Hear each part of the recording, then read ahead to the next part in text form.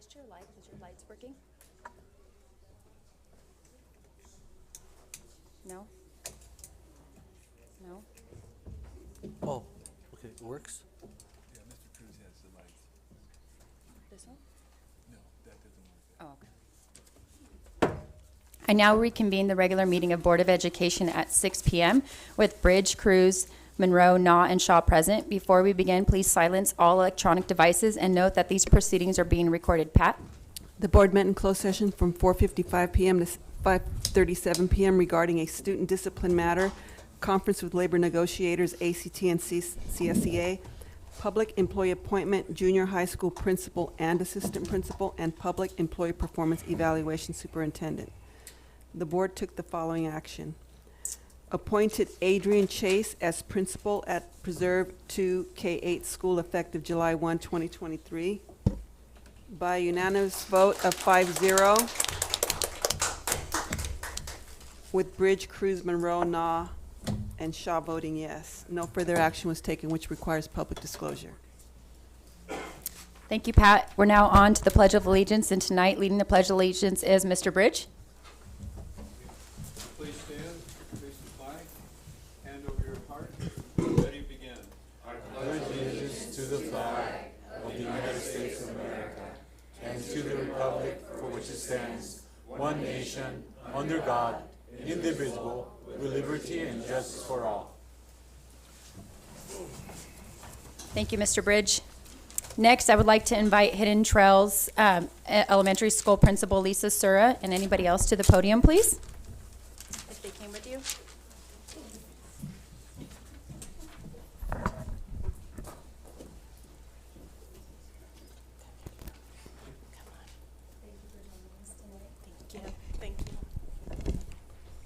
As many of you know, the California Distinguished Schools Program recognizes public schools for excellence in closing the achievement gap and achieving outstanding student performance.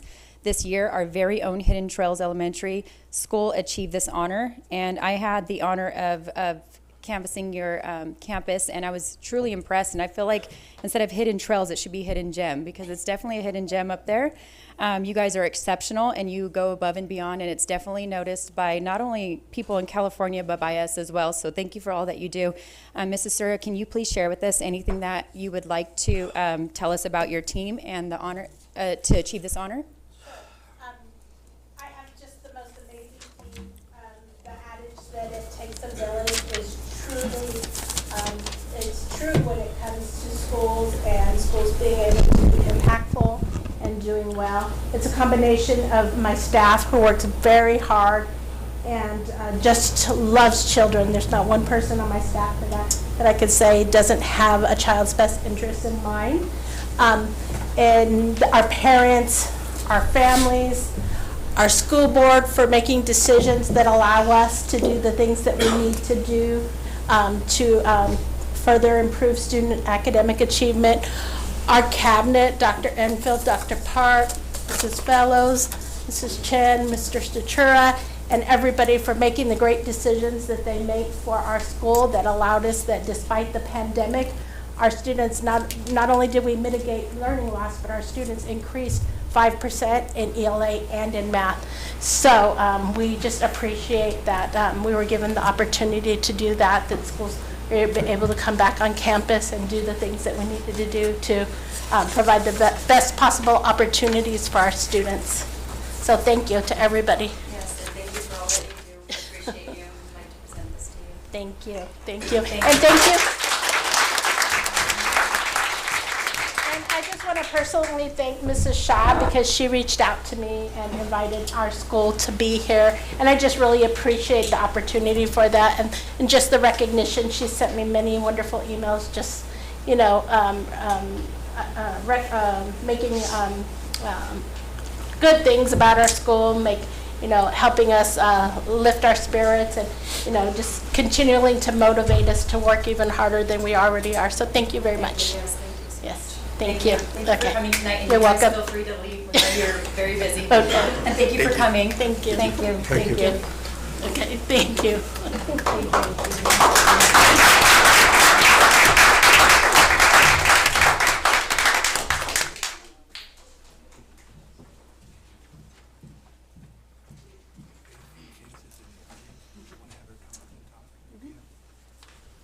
And I wasn't sure if Mrs. Chase was going to be in the audience, but we are so excited about the new news tonight, and I would love to have you at the podium as well, and you can tell us some exciting news too.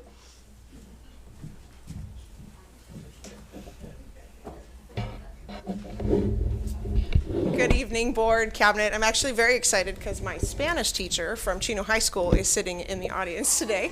My husband and I are both homegrown Chino Valley Unified School District students, and I remember when I was a teacher at Calero talking about opening a second school in the preserve as a junior high teacher, thinking that would be amazing. I wonder if I can get myself to that point to be a principal by the time they open this new school. So I spent 3 years at Lytle and as assistant principal, and I'm on my 3rd year at Glenmead, and this is surreal for me to be able to be handed a school that I am so excited, a K-8, I'm a junior high teacher, so to do this is amazing. It is absolutely a once in a lifetime opportunity, and I'm so excited to work with the board and cabinet and the community to put together an amazing school to start in the 24-25 school year. So I'm very excited. Thank you so much for putting all of your trust in me. Yes, thank you for speaking last minute, but we definitely appreciate you. We know you're the right person, and we're excited to see that school grow. All right, thank you. Yeah, I have a comment for Ms. Chase.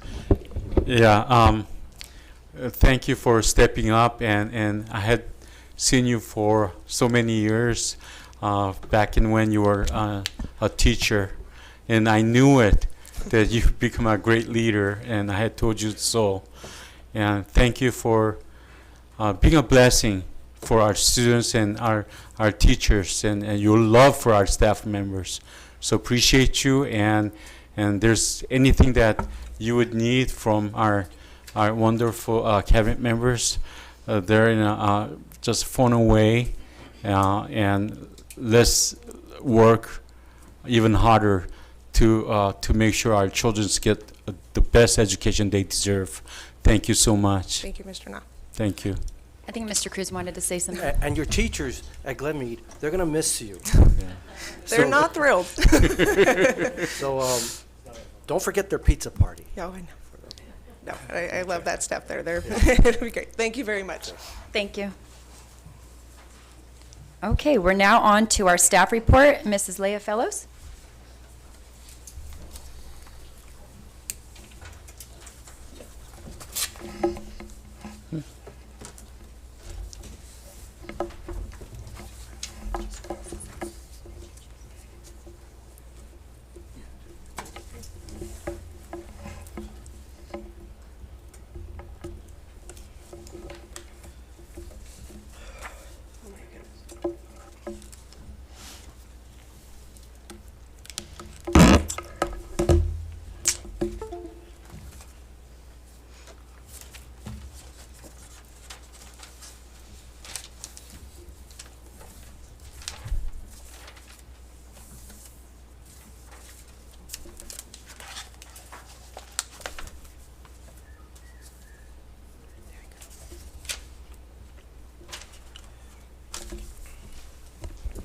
Good evening, President Shaw, Board, Superintendent Enfield, Cabinet, and Community.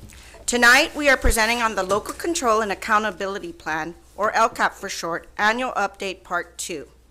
The presentation includes the achieved annual measurable outcomes for the district's LCAP Goal 2 and the results that will be reported to the California Dashboard on the Local Climate Survey and the Parent and Family Engagement Reflection Tool. As a reminder, the district has 4 LCAP goals and have set expected annual measurable objectives to monitor progress toward those goals. Progress must be based on identified metrics, which may be quantitative or qualitative. Additionally, the district goals are tied specifically to one or more of the required 8 state California priorities. The district goals are: all students are provided a high-quality teaching and learning environment. Students, parents, families, and staff are connected and engaged to their school to ensure student success. All students are prepared for college and career beyond graduation. And for targeted assistance, students at schools targeted for assistance are prepared for college and career beyond graduation through a clear system of support.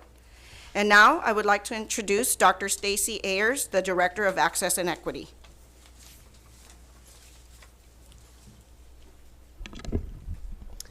Good evening. The two local metrics that we will be discussing tonight are the Parent and Family Engagement Indicator and the Local Climate Survey Indicator. As a reminder, these two local metrics are reported publicly on the California dashboard. These metrics for Goal 2 are considered local metrics and are reported as met, or not met for 2 years. We have met the criteria for both of these local indicators.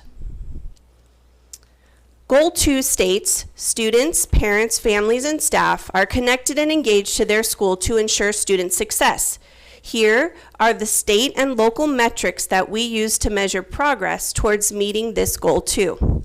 The first box is reporting on our 21-22 California Healthy Kids Survey. This survey is provided every other year to our 5th, 7th, 9th, and 11th graders, and we have met this criteria. We have met the graduation rate for the 21-22 school year, and we are reporting at 94.06%, which is high on the dashboard. We are making progress towards our desired outcome for year-end attendance, chronic absenteeism rate, suspension, and expulsion, which were all impacted by the pandemic. We are making progress towards meeting the expected dropout rate. For junior high, we are currently meeting our desired outcome, but for high school, we are at 5% and striving for a desired outcome of 4%. We met the local climate survey and the state reflection tool for parent engagement, which we will now discuss those two areas in more detail. I would now like to introduce Dr. Katrina Gomez, our Director of Health Services, who will share highlights from the Healthy Kids Survey as it relates to our LCAP.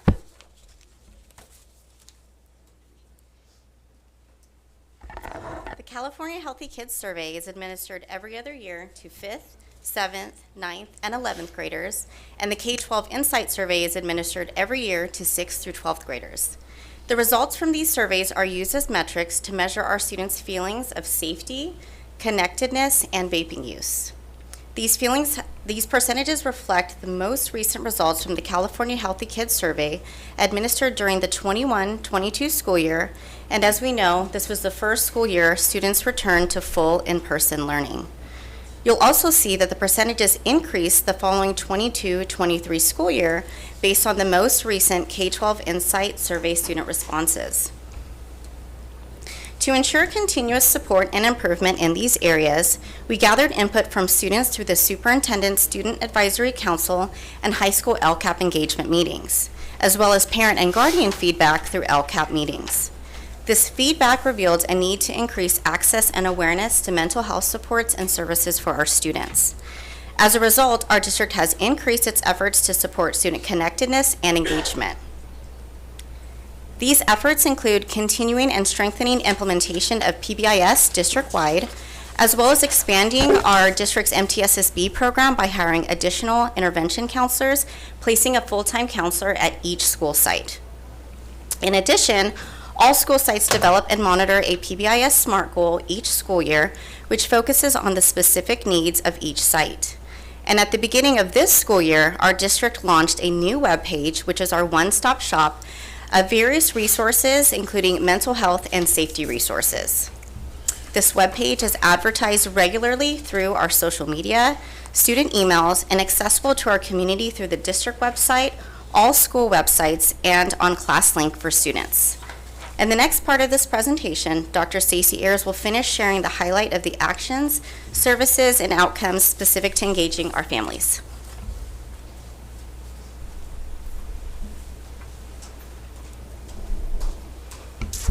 The K-12 Insight Survey was distributed to our students, families, and staff. Here you are seeing the overall survey results for the parents and guardians.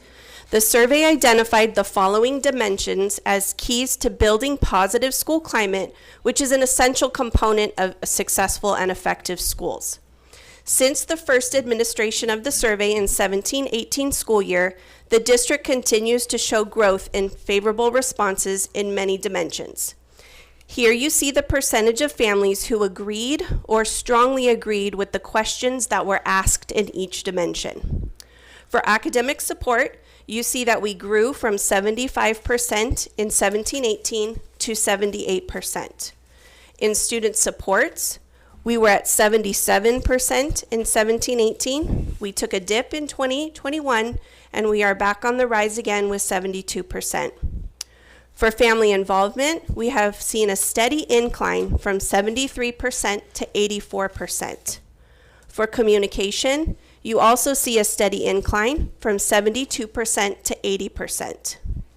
For safety and behavior, you see an increase in 17-18 at 72% to 77% in 2022.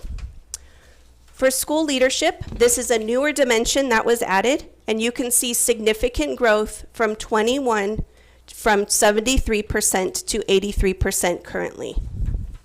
For our local indicators, we use the family involvement dimension to help us as we complete the parent and family engagement reflection tool that is part of the California dashboard.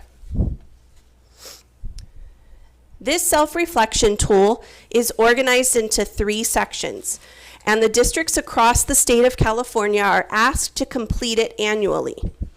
Each section includes promising practices in family engagement. Number 1, building relationships between school, staff, and families.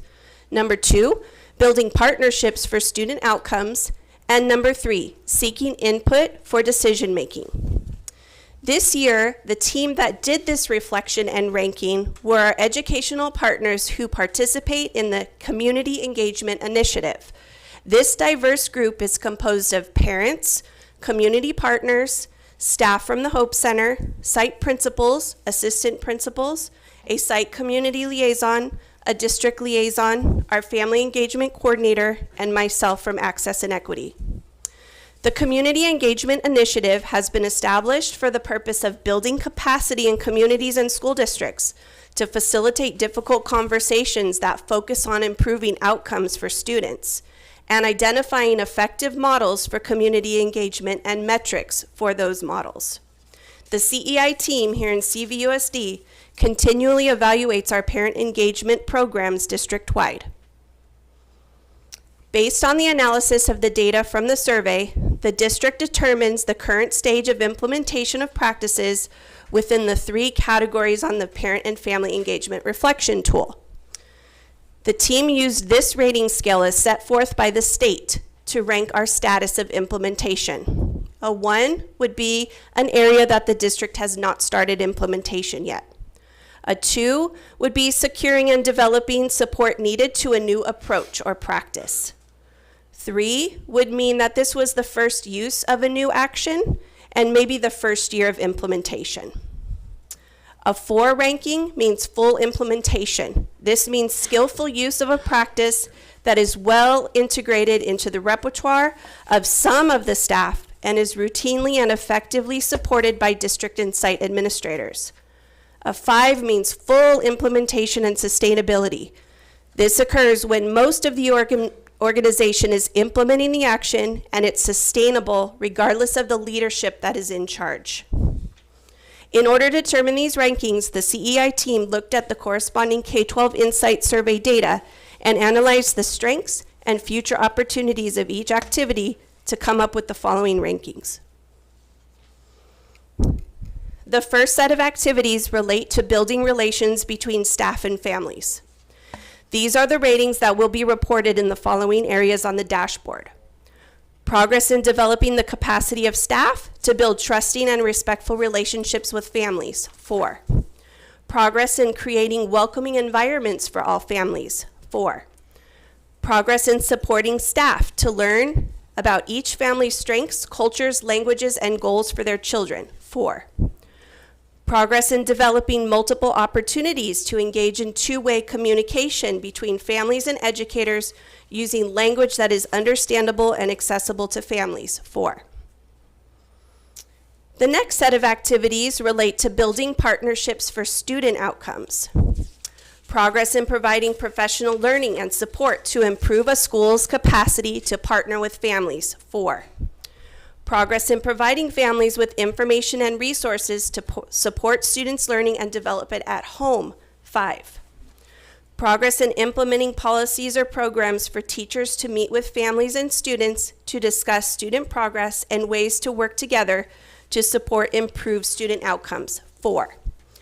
Progress in supporting families to understand and exercise their legal rights and advocate for their own students and all students. 4.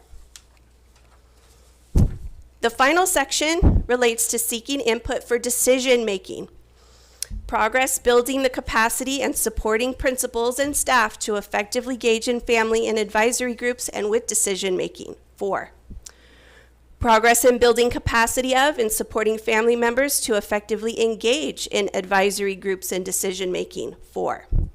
Progress in providing all families with opportunities to provide input on policies and programs and implementing strategies to reach and seek input from any underrepresented groups in the school community. 4.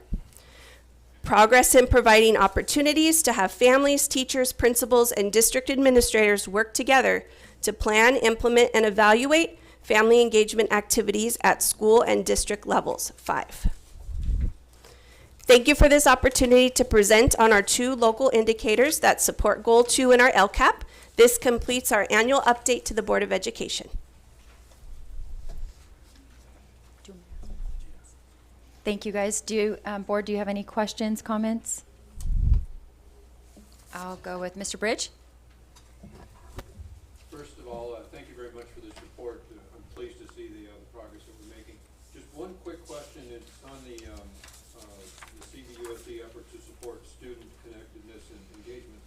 On the district web page, the one-stop shop, do we have an idea of how many people have accessed or clicked on that number of the page? I know it's just recently started, but what are people are accessing? We can actually look at the analytics, and I can get that information for you. Thank you. Thank you. Mr. Na? Okay, yeah, excellent presentation, Ms. Fellows. Especially like the part where parent and family engagement. Number 1, you said building relationship between staff and families. And I think that is a very crucial item.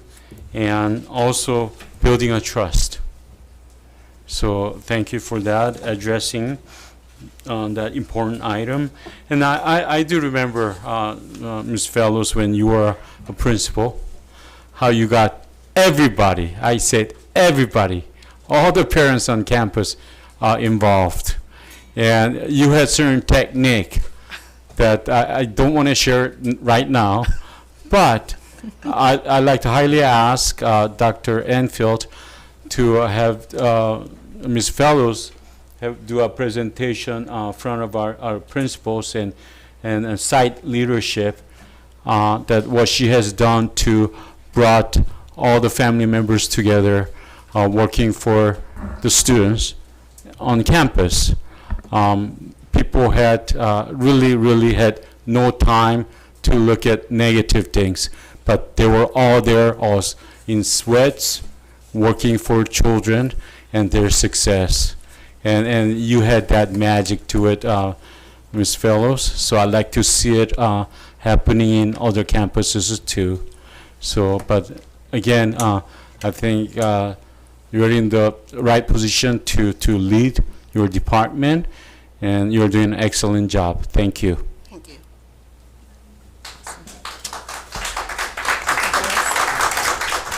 Thank you, ladies. Oh, okay, we have one Yeah, more. one more. You know, I was speaking to a gentleman from another city, and he's coming to live in Chino. And the whole reason why he's coming, because of the schools, because the schools are great. So a lot of people are coming because it's a reflection of all of us, what you guys are doing. So, good job. Thank you. Thank you. Thank you for all this information tonight. We would be on to our comments from our student representative, and Ms. King isn't able to join us tonight, and we just wish her well because I know she's working hard. Kids have a lot to do right now at the end of the year, so we do miss her. And now we're up for comments from employee representatives. We have maybe Brenda Walker from ACT, not here tonight. Danny Hernandez from CSEA.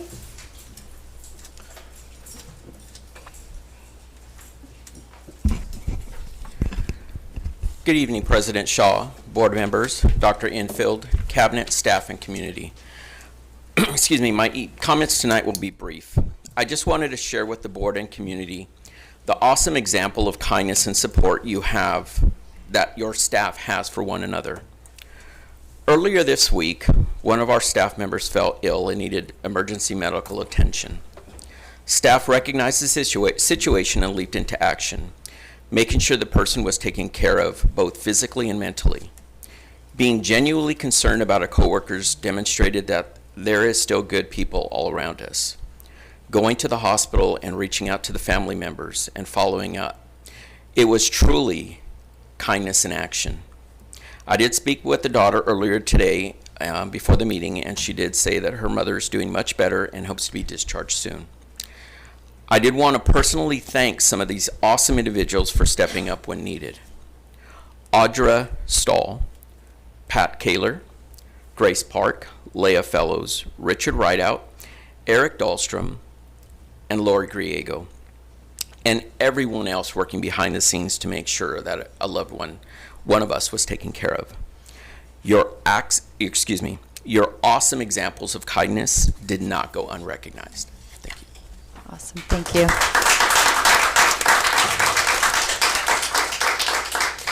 We have Barbara Bearden from CHAMP.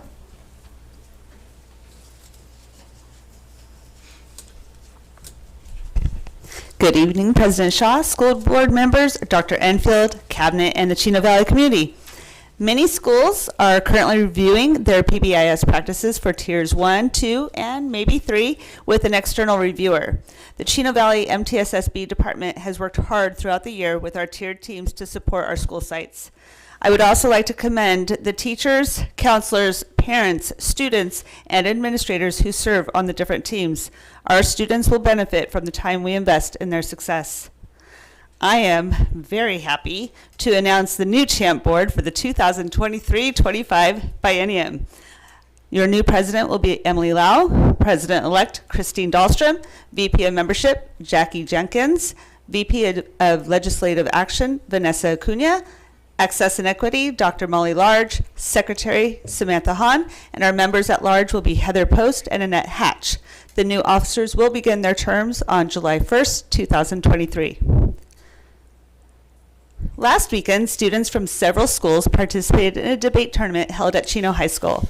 First, I want to thank Mr. John Miller, so I'm so glad you're here, the Chino High principal, for allowing a swarm of elementary students and their families to use his campus on a Friday night, which also happened to be his birthday.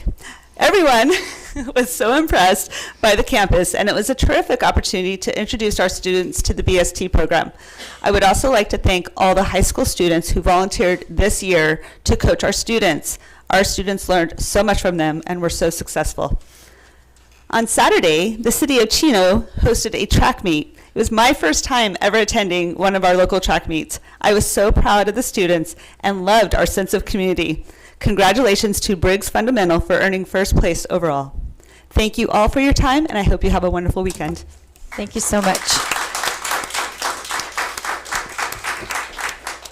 We are now on to comments from the audience on items not on the agenda. Pat, are there any speakers to speak on non-agenda items? Speakers will be called in the order of the request they were received. Please listen for your name and be prepared to approach the podium. Any comments on agenda items will be accepted during consideration of that item. Once the board has commenced deliberations on an issue, speaker cards will not be accepted. The board is very interested in your comments, but please bear in mind that the board typically does not respond to comments during this time on the agenda, as it's reserved specifically for public comments. Individual members may respond during board comments at the end. Mr. Cruz, will you please explain the light system?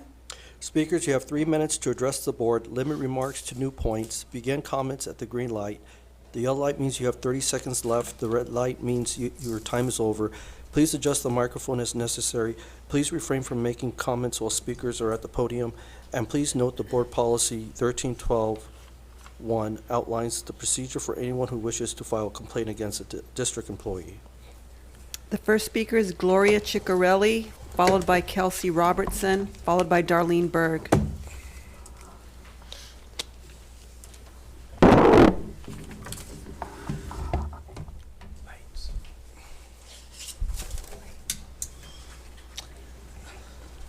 A young black male by the name of Ralph Yarl went to pick up his brothers from a sleepover. He went to the wrong house since he was lost, rang the doorbell, and was shot by an 85-year-old homeowner with no provocation. When the boy fell, he was shot again in the head. When he went for help at the neighboring residences, it took 3 homes before he got someone to help him. This is what erasure breeds. When you seek to eradicate Black history and education from the curriculum, you leave it to people like the shooter and his neighbors to educate their kids and grandkids on what the Black community is and is like. They are the ones that have the last word, and they are the ones who manage the racial climate of the area. And to the non-Black and non-white members of this board, please allow me to say this, since I don't think you're realizing it. You are erasing my people from the curriculum. Then you came for trans kids at your last meeting. Why exactly do you think your communities are safe just because you belong to the educational theocracy Calvary Chapel has created? This school district has enacted ordinances and resolutions that have tried to erase us, sanitize what you do teach about what happened to us, and have even engineered the curriculum so that the month that's supposed to celebrate us is used to educate us on our deepest ancestral trauma. Many Black mothers, myself included, across the country thought that could have been one of my sons. The way this district is going, it very well may come to that. Don't erase us, please. It's not just unfair to do so. It's a literal matter of life and death for us and our kids. If our kids have to live through racism, why can't your kids learn about it? Thank you. Thank you. Kelsey Robertson, followed by Darlene Berg, followed by Scott Rosen. Hi, I have 6 kids in the neighboring K-12 school district, and I have family in this district. At the last board meeting on April 3rd, Sonja Shaw invited an anti-trans hate group leader to lead the Pledge of Allegiance. Sonja, you talk about parents' rights and respect for parents and the love you have for kids, how you support all kids, but then you pick a random guy from an anti-trans hate group to lead us in the Pledge of Allegiance. A random guy that isn't a parent or isn't a student or has anything to do with this district. The valedictorian was here. There was multiple students to pick from, multiple parents to pick from. But the guy that prides himself on being nasty and vile towards the trans community, the guy that was screaming at parents in this meeting, is who you invited to come. So you set the tone of this divisiveness, and you brought this hateful rhetoric into the boardroom by kicking off a school board meeting with an anti-trans group leader. On the same night you asked for support on a motion for an anti-trans bill. This disrespectful stunt you pulled opened up the Chino Valley community to harm, and it directly impacted student safety. Do you know what your invited guest did after the pledge? He yelled at multiple parents, calling them all kinds of names, but his favorite being groomer. And then he came into the overflow room. And in there, he got into yelling arguments with students and children.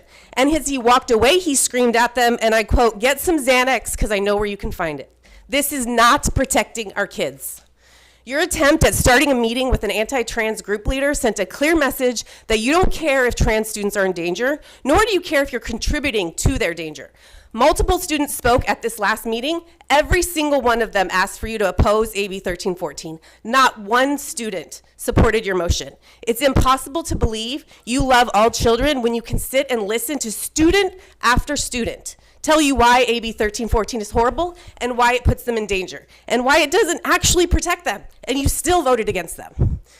On the flip side, your support for your motion did have some support. It was your anti-trans guy and then Proud Boy members. You literally had Proud Boys right outside these walls yelling horrific things about the trans students in this district. I won't repeat any of them, but I absolutely will email them to this board. It's very, very alarming that this is the crowd that comes when you rally for support. From day one, you've cherry-picked which students you believe get support, but let us remind you, once again, you're here to protect all students, including trans students. So stop saying you're for all students while simultaneously putting ones in danger. Thank you. Darlene Berg, followed by Scott Rosen, followed by Aaron O'Leary.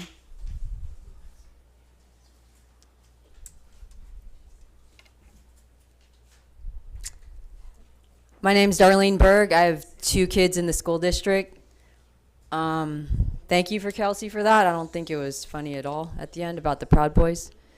The following is an email, though, sent on behalf of a student who does not feel safe appearing in person due to the hate groups that were presented at the last meeting. Board members may not understand the damage they are doing to the LGBT kids in this community, and it's crucial for the students to be heard. Here's the letter.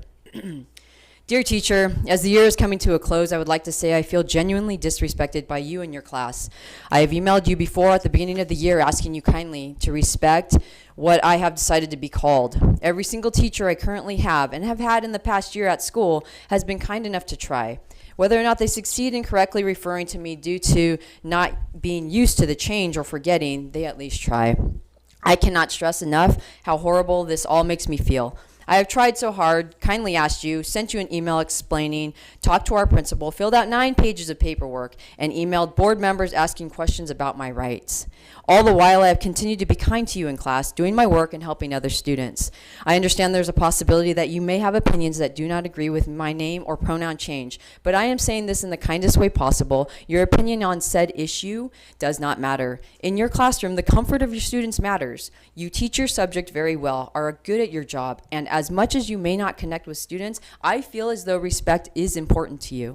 I respect that you know the subject you're teaching very well, and I am genuinely learning, but I dread coming to your class because I feel so disrespected and disregarded. I know that you want to be treated with respect, and you deserve that because everyone does, even me. I deserve to be respected by you because I have done nothing wrong that would warrant being continuously disrespected. I've also heard you call at least one other student by a different name. He goes by his middle name. He sits right next to me, and although this has nothing to do with him, it's a constant reminder that I am personally disrespected. Why can he be called a different name, but I cannot? Again, the school year is ending, but there are other students that are like me, transgender students who will come to you for support, students who will learn so much from you, who will understand your subject, leaving your class better than when they walked in. So please, respect the students who may not agree with, just because there are so many different people that you have to meet in life. I want students to love your class for more than just your subject. One final thing I would like to mention is that I am the same student as I was the first time I met you in your old classroom at lunch when I was with other students. We had fun playing hangman, and I mentioned hoping to be in your class. I was excited when this year started because I loved how you were positive and fun when I first met you. At the end of the day, I'm a human, and most of all, I'm a child. I'm 16 years old. All I want is to feel comfortable enough to learn in class. Thank you for your time and consideration. Our district has staff who do not understand California law surrounding pronoun use and students' rights. We have been assured by Dr. Enfield the staff is required to follow the law. Clearly, that's not enough. We're requesting that our non-discrimination policies are updated immediately so that a district is in compliance with current California law. Thank you. Thank you. Thank you. Scott Rosen, followed by Aaron O'Leary, followed by Kyle Pennant.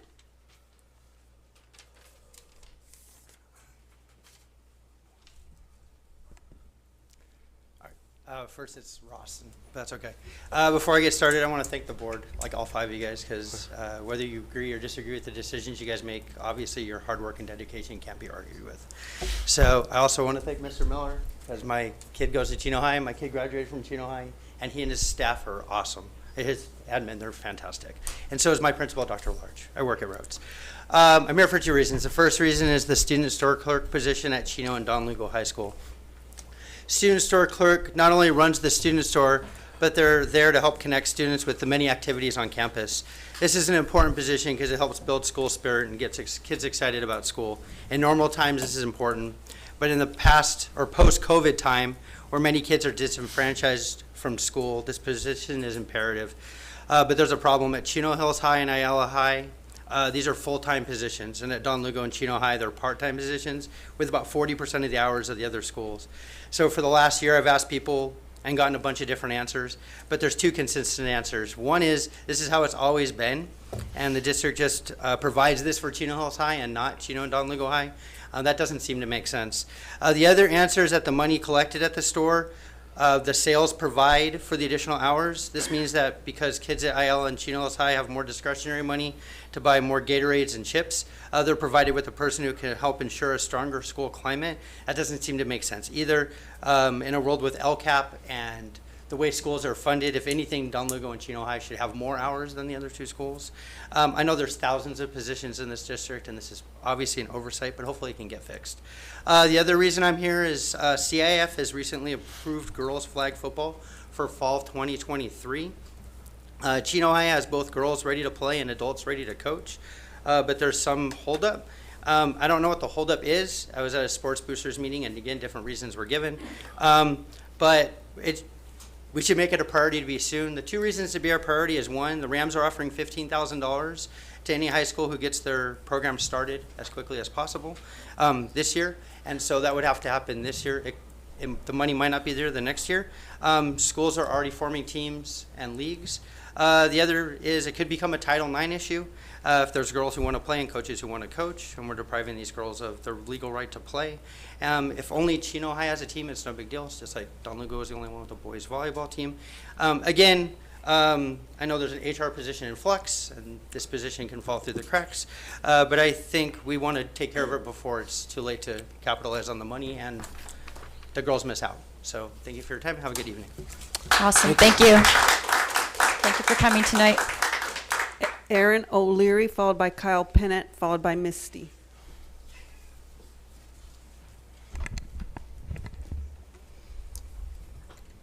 Good evening, President Shaw and fellow board members. My name is Aaron O'Leary, and I work for the Lewis Group of Companies. As you are aware, in January of this year, the district filed a lawsuit against our affiliated companies, alleging we owe development impact fees. We vehemently deny those claims. However, hopefully, you are aware that we have made a statutory offer to resolve our dispute. I'm sure board members Cruz, Na, and Bridge recall our desire to meet with you in March of last year to resolve the dispute over the value of the school, the preserved school number 2. We made an offer to accept $1,960,000 less than our appraised value of the property. The district rejected our offer without meeting with us. I have a copy of the offer in my hand, actually, right here. It's sad. We wish you would have sat down and talked to us back then. You would have saved the district $2 million. I think you owe it to the students, the families, and the taxpayers in this district to not make the same mistake again. You as the board have the ultimate decision in making this settlement. You have empowered and enabled the same staff and the same attorney that cost the district $2 million a little over a year ago. We sincerely believe that the district staff and the attorneys made a poor decision then, and they are making a poor decision now. Candidly, the board also made a poor decision back in 2022 by not meeting with us. It should be noted the district also paid us over approximately $1 million in legal fees for a prior breach of the mitigation agreement. Let's not let history repeat itself. The board should take control of this situation. We respectfully urge the board to do the following. Sit down with us for a settlement conference. If the entire board can't meet with us, then appoint 2 representatives to participate. At the settlement conference, you will actually get to hear the facts of the case, hear our side, hear your side, and make an intelligent decision. Get a second legal opinion. I noticed the district is already paying Atkinson Adelson. They have attorneys with expertise in this matter, and they could easily and quickly render a second opinion. Talk candidly with the consultants that prepare your school facility needs analysis. Ask them to review documents and provide their opinion. Hold your legal counsel and staff accountable for their past mistakes. They need board oversight. The district has 30 days, which is May 15th, to accept our statutory offer. I'm willing to make myself available over the next couple of weeks to have settlement discussions with you. I hope you will seriously consider this request. Thank you. Thank you. Kyle Pennant, followed by the final speaker, Misty.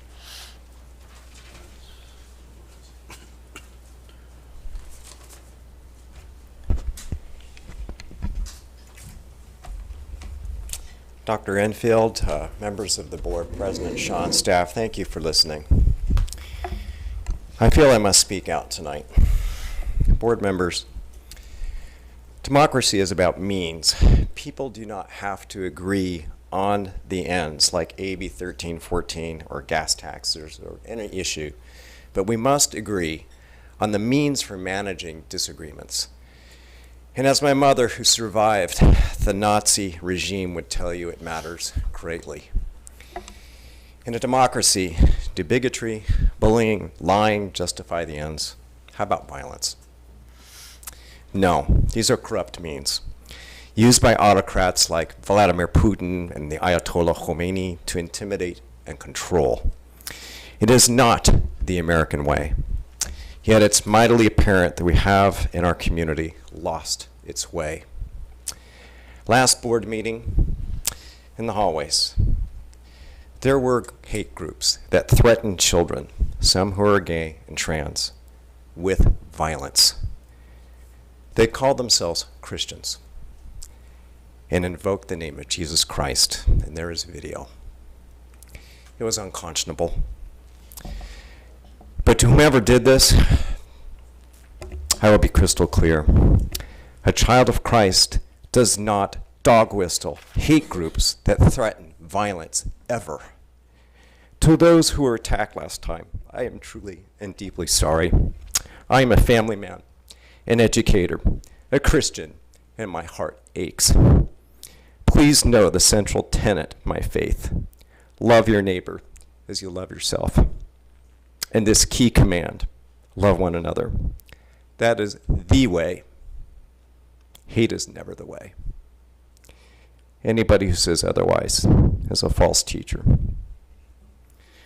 Board members, you must ensure the safety of everybody here. You must condemn the hate groups who came last night and make clear that they're not welcome in our community. We deserve better than this, all of us. I urge you, please, table the culture wars. It's harming us and our children, and it's damaging your ability to get good work done. Meanwhile, maybe you can be creative. Perhaps you can offer to bring parents, students, and teachers together in a community roundtable, a place to listen and share experiences. Towns all over the country are doing this, and it's healing. It's an idea for an off-ramp. We need one. I'm going to have to ask for protection tonight when I leave here from the police. Thank you. I pray I never have to do that again. Thank you. Misty?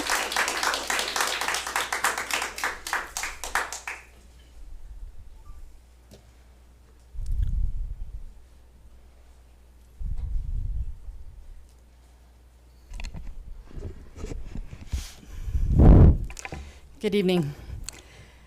The hypocrisy in this room right now is unbelievable. I can't even, I just can't right now. After my speech 2 weeks ago, I walked to that overflow room, and I was attacked by at least 10 people. At least 10 people. No, I don't want to hear the lies. Guys, she has time to speak, and please address the board. Okay, I will do that, please. This is her time to talk. Please address the board and not the audience. You got it. I'm just addressing the board that this is lies. And I want you to know you do not owe an apology because the hate is not a one-way thing. It's going both ways. They should be ashamed. Okay, please listen carefully because I'm going to play a clip from the last board meeting. Of what they've said and what they've heard. What if the 3-day letter causes the abuse? It says to send home notification within 3 days. First of all, who's supposed to send it home? The teacher, the principal? Doesn't say. The district, the superintendent? How are we supposed to know? So there's a question. There are just too many questions, and by the way, I did read the bill. There's the ledge info. It's all in one particular section of Ed Code 51-101, subsection 17, and then it's under AB. And then point 3 in there, it says, promote communication and positive relationships with parents. Is that one particular section of Ed Code 51-101, subsection 17, and then it's under AB. And then point 3 in there, it says, promote communication and positive relationships with parents. Is that going to happen 100% of the time? Can you guarantee that it's going to happen 100% of the time? No, you can't. And when you can't guarantee something 100% of the time, I'm not going to put my vote somewhere where it could actually cause harm. If it just causes harm to one student, that's one student too many. One student, Mr. Bridge, that's what he said, if it causes harm to one student. So where were you when parents were testifying and complaining that masks were causing harm to their kids? That their kids couldn't breathe, that their kids were having depression, that kids were not learning speech? Where were you when they were mandating vaccines? You didn't seem to care when somebody was dropping dead of a heart attack. That's one person, thousands of people having adverse reactions. Where were you when that one person was being affected? It's very hypocritical that you're concerned about one kid, but not the rest of ours.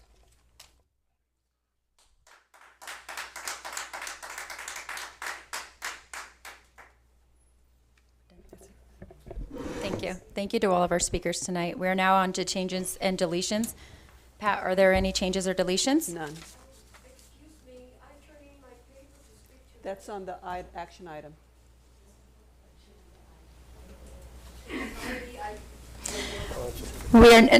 No problem. We're now on to action items. The first item is 2A1. That's the resolution 2022-2023-44, declaration to open and operate Preserve School Number 2 on a multi-track year-round schedule. It's recommended that the Board of Education adopt a resolution 2022-2023-44, declaration to open and operate Preserve School Number 2 on a multi-track year-round schedule. Pat, are there any speakers? There are none. Thank you. May I have a motion? Motion. And a second? Second. Board, are there any comments, questions, discussions? None? Seeing that there are none, we'll go ahead and vote. All in favor? Aye. Aye. Aye. Any opposed? The motion passes with a vote of 5-0. The next item is 2A2, naming or dedication of a facility at Chino High School after Frank Elder and Joe Murillo. It's recommended that the Board of Education name or dedicate a facility at Chino High School after Frank Elder and Joe Murillo. Pat, are there any speakers? We have two, Adriana Cardenas Isley, followed by Jean Marie Casados. I'm sorry, I don't know about these things. No worries. I don't know about this. No worries at all. Okay, good evening, board members, Dr. Enfield, all dignitaries. Excuse me. I am before you on behalf of Joe Murillo and Frank Elder. I honestly believe the new Chino High School basketball court should be named after these two gentlemen. I am fully aware the basketball court in the old building has already been named Joe Murillo Court. The legend should not stop there. It needs to be renewed just like the rest of Chino High School, where Mr. Elder and Mr. Murillo deserve to remain part of the new renewal. Mr. Murillo played basketball under Mr. Elder until his graduation in 1965. My husband, David Isley, a teacher at Chino High during the 60s also, said Mr.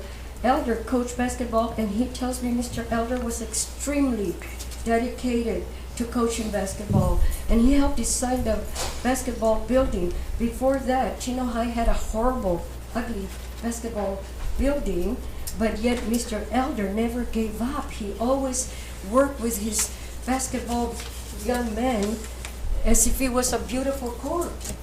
And in the worst conditions, continuing coaching basketball in the old basketball building and positively dedicating his efforts to helping design a new basketball building. On the other hand, Mr. Murillo coached the girls basketball team for 29 years. He won many titles for our girls basketball team. But most important, he did it as a single parent of 4 children with the help of his mother.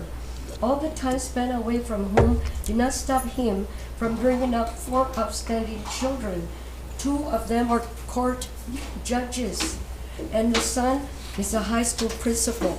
And what's so funny about the son, his sisters were older, and he felt uncomfortable taking the Spanish AP exam. Well, Mr. Murillo was working there. He could have paid for it, right? But no, he didn't want to. His sisters knew Spanish, not him. I paid for his. And I said, you're going to take it, without telling Mr. Murillo. Guess what he became first? A Spanish high school teacher. Okay? He didn't believe in himself, but I believed in him without his father knowing it. I told him, here is the money you're going if I have to go with you. And he did, and now he's a principal, though. He's a principal. Now, the other thing, Tatiana, one of the daughters was valedictorian in her class, and I remember writing the letter of recommendation for her to be in the writing of Title IX in Washington, D.C. For those of you that do not know what Title IX is the equality of women in basketball, in sports. And she was part of the writing group. Thank you. Okay? Ma'am. Oh, Sorry. No, we have 3 minutes. Oh, I apologize.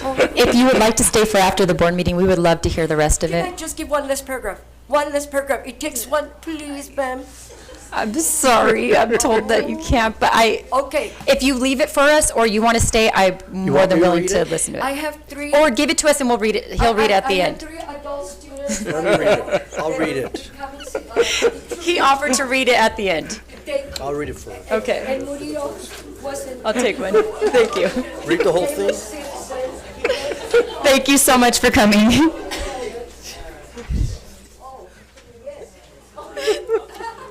Do we just-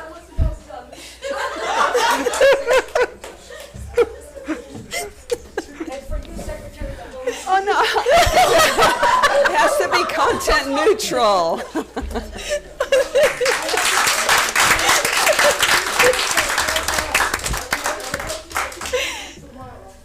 Thank you for coming. Jean-Marie Casados. Hi there. My name is Jean-Marie Casados. I was formerly known as Jean Clark when I played for Joseph Murillo. Under his tutelage, I graduated in 1997. That being said, I can come up here and run off the stats about how you know how many games he's won, how many championships he's won, how many that. What I love to address is the Joseph Murillo that you do not know.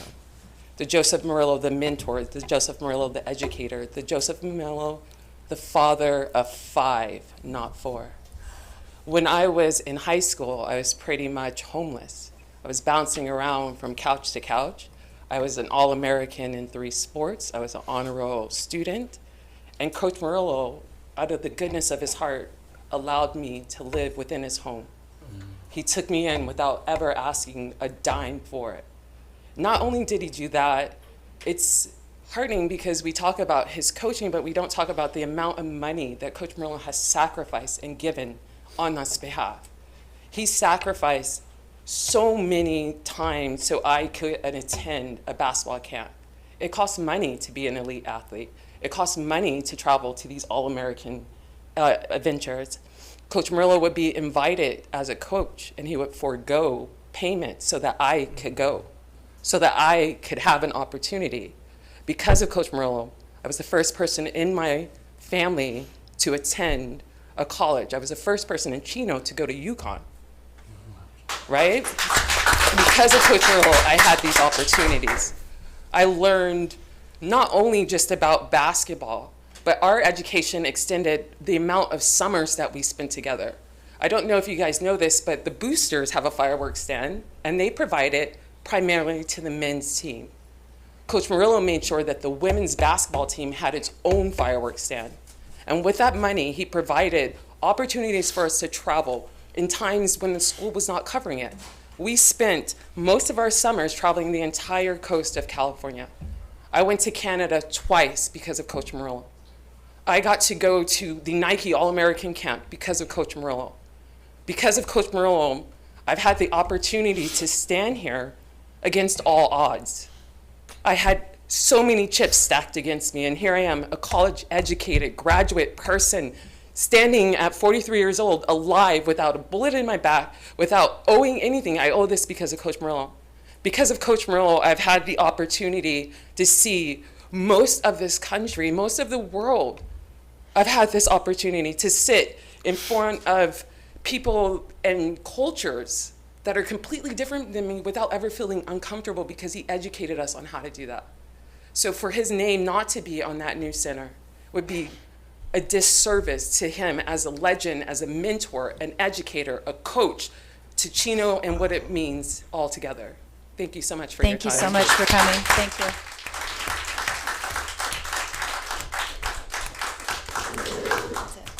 Thank you to our speakers for coming. May I have a motion? So moved. Second. Any comments, questions, discussions? Hey, he's a beautiful man. Nothing. We'll take a vote. Do you have a comment? Yeah, I just have a quick comment. What an awesome testimony about our coaches. I know that these are awesome coaches, but let me remind our audience, the today's coaches that we have in our schools, we have great ones as well too. So thank you, coaches, serving our students and opening up doors for their future.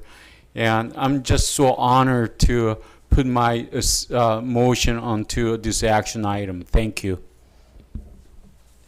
And I just have one comment. Thank you to both of our speakers for coming up here and just expressing, because we obviously weren't there during that time, and that means a lot that you came and shared your story. So thank you. Okay, well, no other comments. We'll take a vote.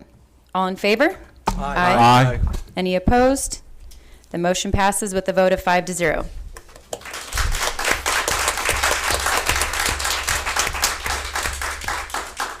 We are now on to consent. Pat, are there any speakers on consent items?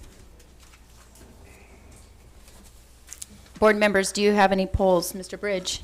No polls? Mr. Cruz? No polls. Mr. Monroe? No polls. Mr. Na? I have no polls. And I have no polls. For the remainder of the consent, may I have a motion? So moved. Can I have a second? I'll second. Second from Cruz? Mr. Monroe. Okay. We'll take a vote. All in favor? Aye. Any opposed? The motion passes with a vote of 5-0. We're now on to information items. Are there any, Pat, are there any requests to speak? None. Any questions from the board? No. Seeing that there is none, we'll move on. We're now on to communications. Mr. Bridge. Thank you. Just a few comments. First, last week I attended the Baldy View ROP Student Success Award ceremony at Upland High last week. Wonderful ceremony. A lot of students were recognized, and probably I would think that President Shaw will have more to say on that as the representative of the board of the commission, but it was a terrific evening. Last night went to the Chino Hills Parks and Recreation Commission meeting. And this was the meeting where they recognized the outgoing student member, Nicole Torres from Ayala High School. Also, it was good to hear that Nicole's been hired by Chino Hills as a recreation leader for the summer. And then the other interesting thing I heard and wanted to share with the board is from our Student Government Day, and I think this shows the community, the students that we have in the district and the students that participate in this. 5 of our students who participated in Student Government Day were hired by the city for the summer recreation program, and it was nice to hear that. One more thing regarding the Parks and Recreation Commission.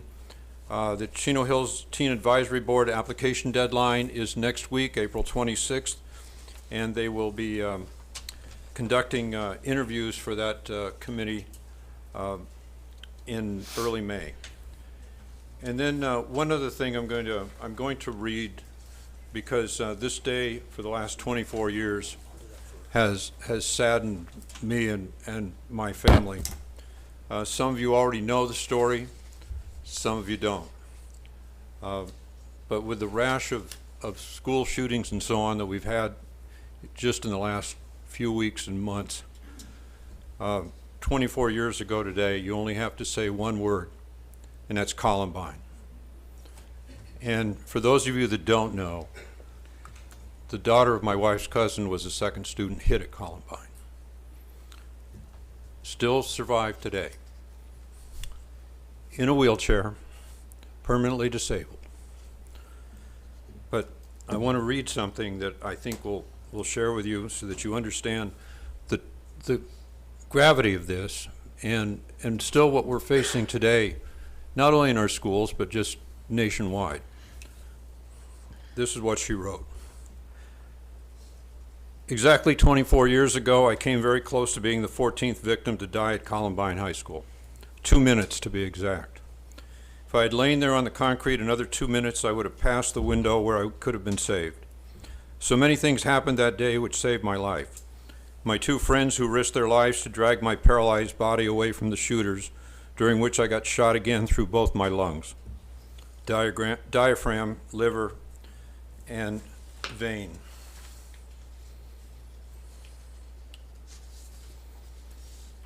I laid there for another 45 minutes bleeding out. An ambulance came to the back of the school who didn't know it wasn't safe because they were on a different radio frequency than the police. When they pulled in, the paramedics thought I was dead. My vision was failing and all I saw was white. The ambulance was red and I was able to see it and stretch my arms out to it. Had the ambulance been white, I wouldn't have seen it and the paramedics would have driven right past me. The paramedic who saw me move my arms jumped out and risked his own life to save mine. The shooters saw him and started shooting out the library windows at us. Remember, the library was on the 2nd floor. The cops who were already lined up returned cover fire. Miraculously, the paramedic wasn't shot in the chaos of bullets flying everywhere. Then we made it to the Swedish Medical Center where a trauma surgeon was there that day who normally wasn't. He had seen war wounds and had much more experience than the other surgeons. Another reason I survived was his expertise. And there are other reasons I survived, but too many to post here. I wanted to share that with you because, as I said, our family kind of relives this every April 20th. It also reminds me of where I was that day, in my classroom at Ayala High School, where I saw her name pop up on the injured list as I was leaving school that night. The other tragedy of this story with gun violence is my wife's cousin, her mother, 6 months after that, in October, walked into a pawn shop in Denver with a bullet in her pocket, asked to see a particular gun. Families from northern Minnesota, they've used guns and know how to shoot. Put the bullet in the gun, took her own life right in that pawn shop. Was the lead story on the Channel 4 News that night, and that's how we found out. So I hope someday this country will begin to work on solving not only the problems of the gun violence, but everything else. So apologize for getting a little emotional, but it's something that our family has had to live with for a while. I can tell you that summer I visited in Denver, visited my wife's cousins. Her dad took me to the parking lot of Columbine, and we sat there in the parking lot and looked at the boarded up building, and he went through the whole description of what she wrote. And I think what you see now, 24 years later, is what we are doing to try and make our schools safer. You think back to what this district looked like in the 80s and 90s. We didn't have all the fencing around it. We didn't have particular security things on the door. We didn't have ID badges, just anything that we can do to try and make schools safer. We continue to work on it. Are we there yet? No. But we're going to continue to work on it as we, hold this in our memories. President Shaw, that concludes my remarks. Thank you, Mr. Bridge. Mr. Na? Yes, I do agree with the speaker tonight. I believe he's a teacher in our school district. I think the problem needs to be rectified in our Chino High School and Don Lugo, where our student store clerk needs to be a full-time position, just like our other high schools, because our students need services all day long, and that's my observation. And I'd like to have Dr. Enfield have our staff look into the situation, and hopefully we can get in touch with the speaker and also talk about that CRF situation at that school. Yeah, not a problem. Yeah, because let's make it all right for the kids. Today I have attended International Student Day at adult school. So the students, for a change, as a matter of fact, they looked, some of the students looked like in their 70s and 80s. And they had their own costumes from all different countries. They were dancing and they were singing, and it was a real and wonderful time to watch with great excitement. And I have overheard that one of the students was forced to be there because her daughters wanted her mom to be not being in home and deal with maybe Alzheimer's disease potentially. If you're not doing anything at older age, there's a prone for those type of disease to reach our loved ones. But it was a great fun. We had mariachi band, and Las Palmas dance was an awesome. We had the Chinese group with their flags. We had a Korean group with their own costumes, Vietnamese, Spain. They were all out there enjoying the morning and afternoon. So I'd like to thank our principal there, Mr. Carl Hampton, and our staff members, especially Johnny. He's our custodian. He had to pull out, I think, hundreds of chairs by himself. But all together, our wonderful teachers and staffs got together and made this happen for the school. So I'd like to thank for their great effort, bringing all these students together under one roof with harmony. Thank you. Thank you, Mr. Na. Mr. Cruz? I agree with Mr. Null with the Student hours, the student store, and the flag football too, with the $15,000. So yeah, we should talk about that for the next meeting in a closed session. Let me go ahead and read this part that hasn't been completed. On the other hand, Mr. Murillo coached the girls basketball team for 29 years. He won many titles for our girls basketball team, but most important, he did it as a single parent of 4 children.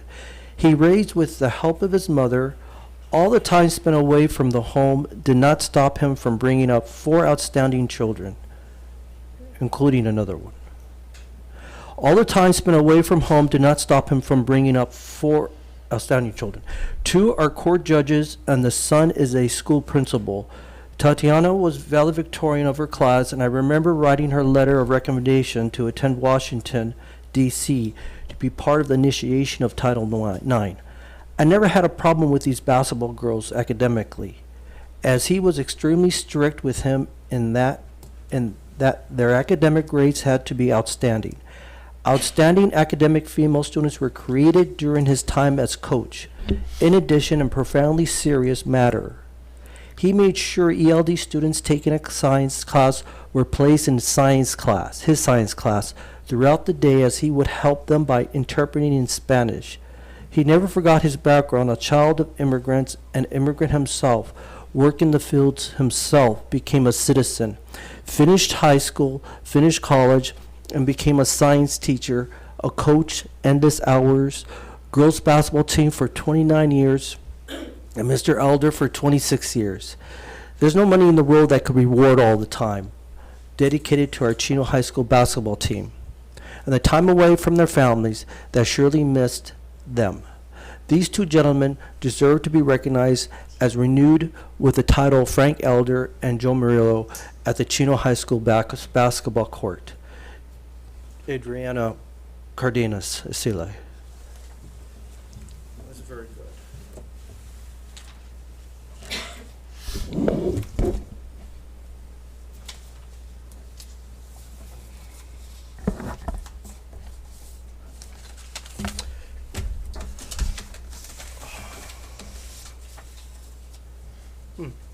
I'll read the book.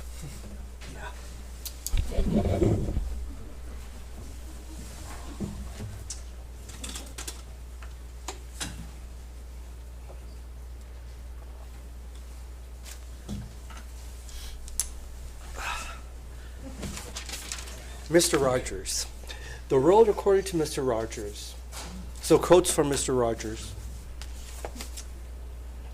In order to express our sense of reality, we must use some kind of symbol, words or notes or shades of paint or television pictures or sculpt forms. None of those symbols or images can ever completely satisfy us because they can never be any more than what they are, a fragment of a reflection of what we'll feel reality to be. It isn't only famous movie stars who want to be alone. Whenever I hear someone speak of privacy, I find myself thinking once again how a real and deep need for such a time is for all human beings at all ages. So we'll give this to Cal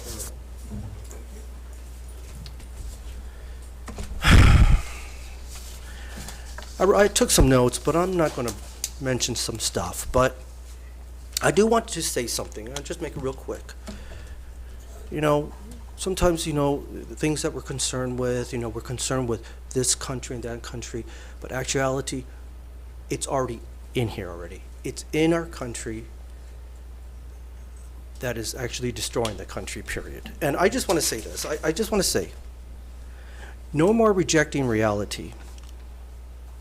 Any teacher, judge, cop, politician, preacher, doctor, nurse, actor, lawyer, or anyone else who is in a position of power who rejects the fact that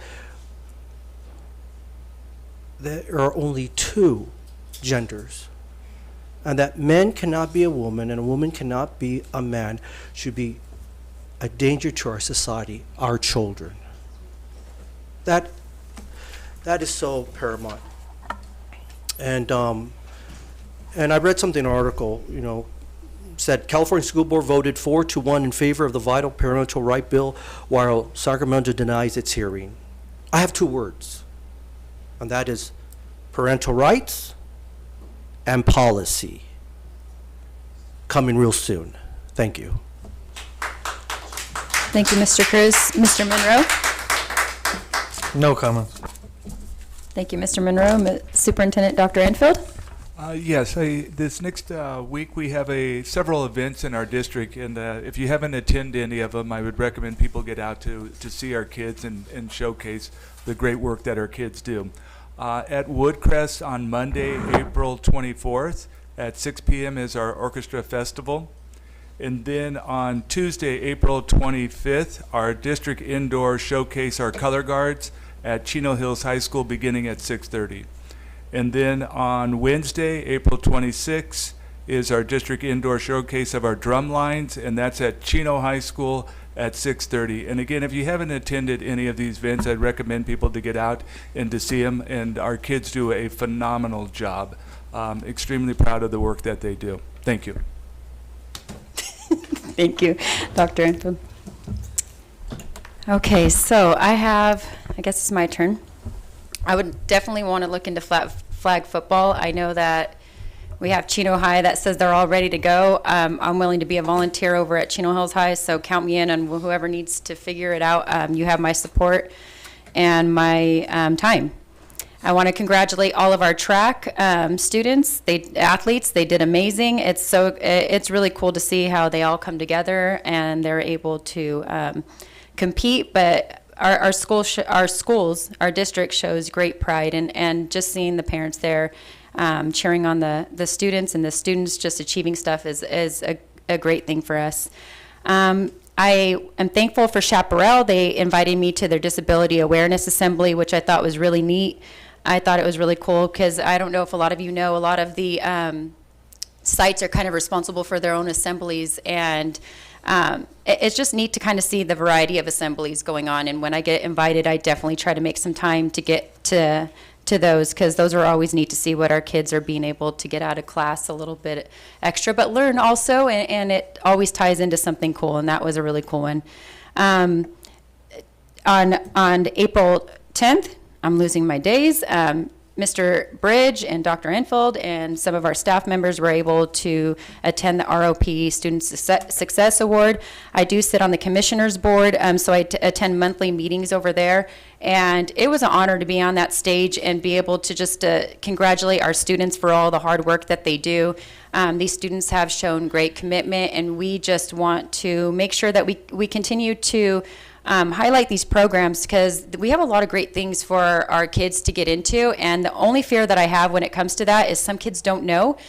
So I mean, I just ask that all of our staff just continue to show the students that there is extra classes and support for them for their success, because being on that commission, I do see a lot of exciting things, and being able to be on a commission with other districts, it's kind of neat to hear the different variety that comes with that. So we're definitely proud of all of our students. Like I said, it was exciting to be up on stage, just to be able to shake their hand and smile and tell them that congratulations, and just see the excitement in their eyes to be able to achieve something for their future. I also attended on April 11th, along with Mr. Cruz and Mr. Monroe, the Belongings Festival at Rhodes. That is their very first one.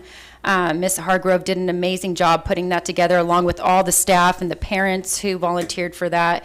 It was a beautiful night. It was a lot of great food, just learning about the different cultures, seeing the kids involved, and you know, going to the different booths and having kids tell you about their different cultures was a really cool thing. I know she wants to do something even bigger next year, and I'm hoping that anybody in the surrounding area can just support that, because it was a really neat event. Today I attended the Adult School Multicultural Fair event, and that was really cool. It was different because I don't know if you guys ever been over to our adult school. Mr. Hampton does a great job with the staff over there, and just to see all the adults be so excited. I mean, there's so many adults from different countries that attend that school, and seeing the pride that they took to be on stage and doing dancing was awesome. I think the Korean dance was my favorite. It was funny, it was cute, it was really neat to see, and some of those older students have some really good dance moves. So I was really impressed. If you saw what I saw today, you would be saying the same. It was really cool. It was a ring-dinger of a time.